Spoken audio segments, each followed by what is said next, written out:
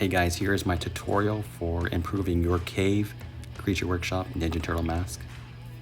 Now this tutorial is just going to be for the mask part, the fabric mask that each of the Ninja Turtles wear. Here's a quick before and after photo. The left being when I first got it, the second on the right being after the improvements I made upon it. I got both of my mask and my costume from the Cave Creature Workshop in Colombia. Now my first mask cost about $200 from them, and then I bought the whole costume and another mask for about $1,500 with express shipping. They also do more than just Ninja Turtle costumes, they do superhero costumes. Something I would suggest is that you request your mask, your colored mask, not to be glued onto their mask, because you're going to be left with this kind of residue and it's going to be harder to make your own mask template.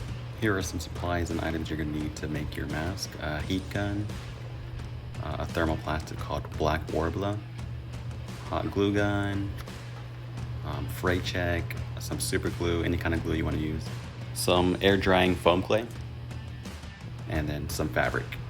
I'll show you what kind of fabric you should get, at least the ones that I use and I like using.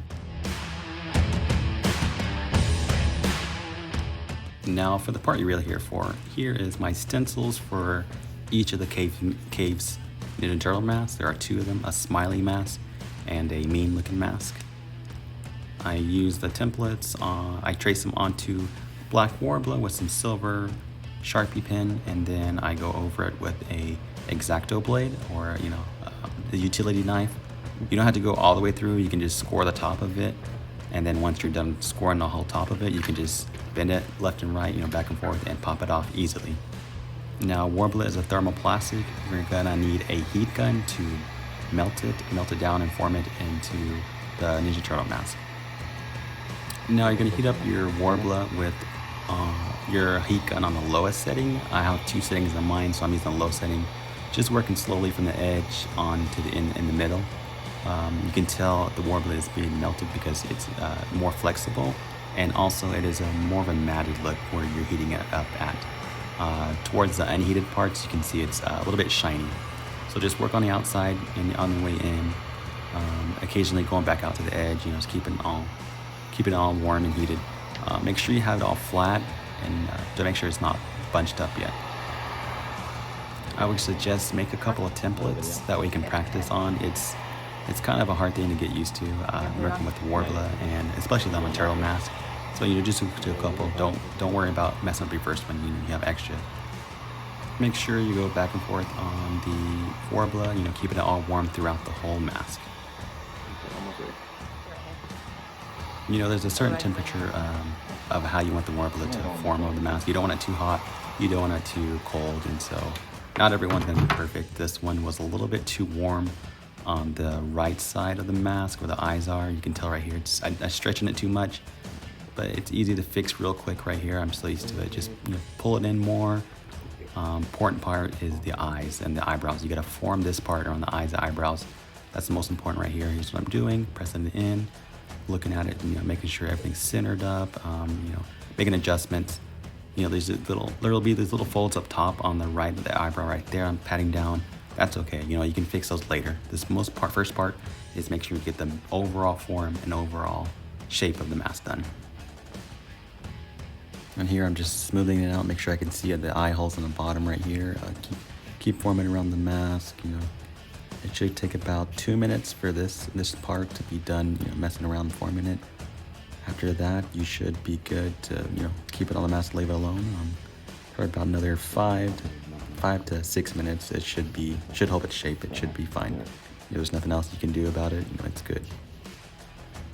Now after it's done and cooled down, you can just take it off. It'll be a little sticky, but not enough to damage your paint or your mask. There you go. There you have it. And remember, this is the raw form. We'll do some trimming and some adjustments next. This is an example of one of my other masks I've done. So this is it finished. Adjustments and additions onto it. It's all smoothed out now. Let your mask dry a little bit, let it cool down, and go over what needs to be adjusted, what needs to be fixed. I already fixed that one right there. I already remelted it. So we're gonna get your heat gun, and go over the spot that's a little warped and bent. Go on the lowest setting, just focus on that one spot. Kind of angle it up towards you're just, hitting that spot. Just checking it, see if it's ready yet. Still a little bit tough, so keep going and fill it in. All right, about here is when I realized, if I go too much, it's gonna melt the whole thing. So, just melt that one spot. Focus on that spot, melt it, bend it together, smooth it out. After you shaped it out and smoothed out the imperfections, put it back on the mask. Make sure it's sticking close to the mask a bit, and this will be covered up with some modeling foam later. And you can also use an X-Acto blade to straighten up that line if you wanted to. Next, you're gonna look at the eye holes and adjust them a little bit more. I use a silver Sharpie to widen up the line of the eyes, and just trace this with an X-Acto blade or a utility knife. Doing the same to the other side, opening up the eyes a little bit more. Next, we are going to use some foam clay. It dries in about a day or two. Usually third day I like to use it. That's when I like to put the fabric on. So you're going to take a glob out and apply it to your mask. Apply it directly onto the mask. Spread it around. Make sure you cover the Worbla really good, and just build the eyebrows up and give it some shape and form.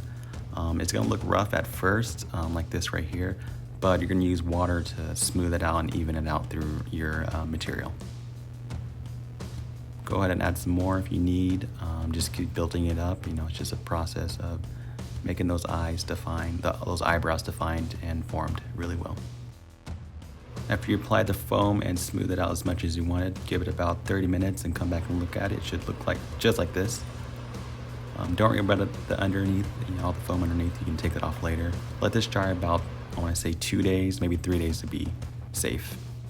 The fabric that I use is Comfy Cozy. It's a flannel that I get at my local Michael's fabric store.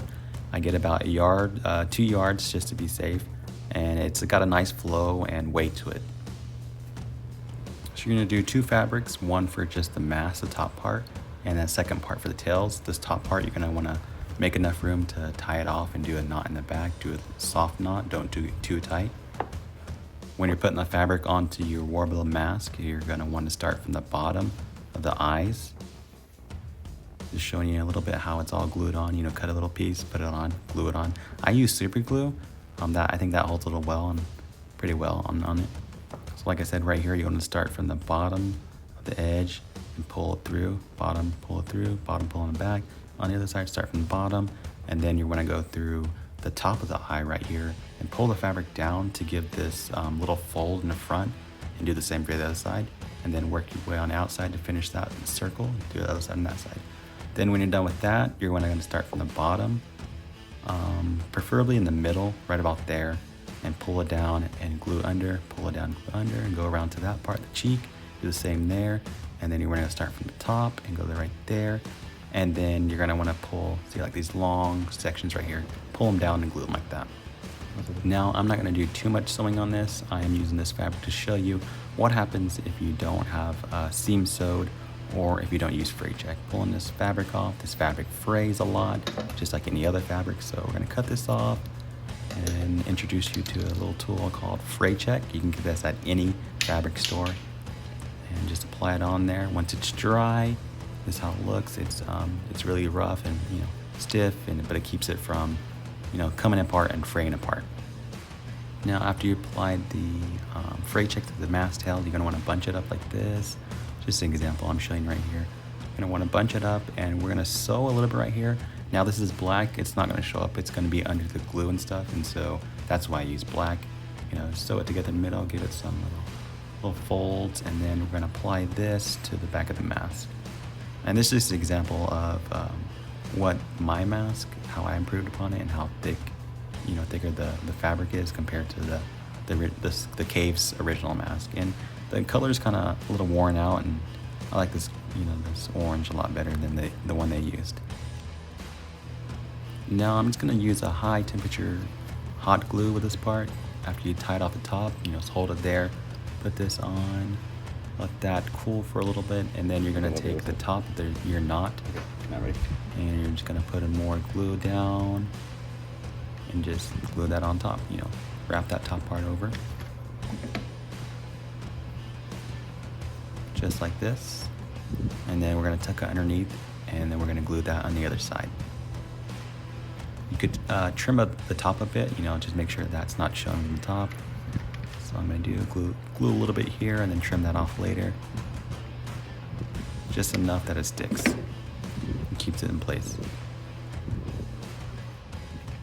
And then we're going to finish up and bring the bottom of the knot from the original mask, the main part of your mask, and pull it over, tuck it in the back and glue that down. And then if you want to make your knot a little bit bigger, you can just add some extra material and just fold it over itself, and you should be good, you know, to whatever your preference is.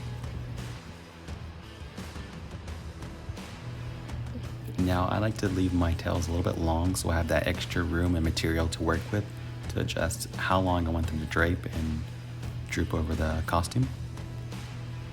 Once you're done cutting the tails, you're gonna want to round. I like to round the edges off and just give a little swoop on the inside, and then just use some fray check to, you know, cover up and protect those edges so they don't unravel or fray. And after that's dry, you should be done with your mask. And there you go. That's the tutorial how to do it. I know a little bit of that fabric still showing at the top, but that's in the bag, so you won't see it much. But like I said, when you get a mask from the cave, make sure you request it not to be glued on, and then just follow this tutorial and you can make your own turtle fabric mask.